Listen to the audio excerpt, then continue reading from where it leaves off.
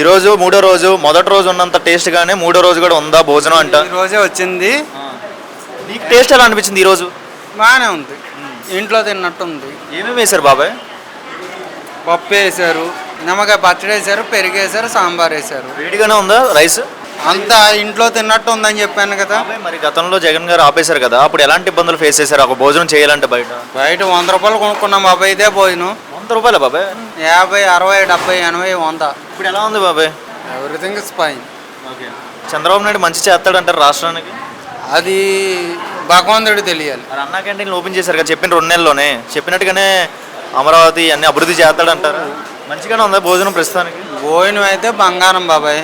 కొంతమంది ఏమన్నారంటే భోజనం బాగోట్లేదు, 5 రూపాయలకి చెత్త భోజనం ఇస్తాను కొంతమంది అన్నారు. నిజమేనా ఈ మాట? ఒక్క విషయం అడుగుతాను బాబాయ్. ఒకప్పుడు గవర్నమెంట్లో ఉన్న మందికి మొన్నటిదాకా ఇప్పుడు దాకా తాగిన మందికి తేడా ఏంటో వాళ్ళని అడుగు, తర్వాత వచ్చి నాతో మాట్లాడు. తేడా మీకేమైనా తేడా అనిపించిందా ఇప్పుడు? మందు విషయంలో మంచి మందే వస్తుందా? ఇదివరకు తాగినప్పుడు కడుపు నిండా అన్నం తినేవాళ్ళు, ఇదే 2 పార్సలు తినేవాళ్ళు.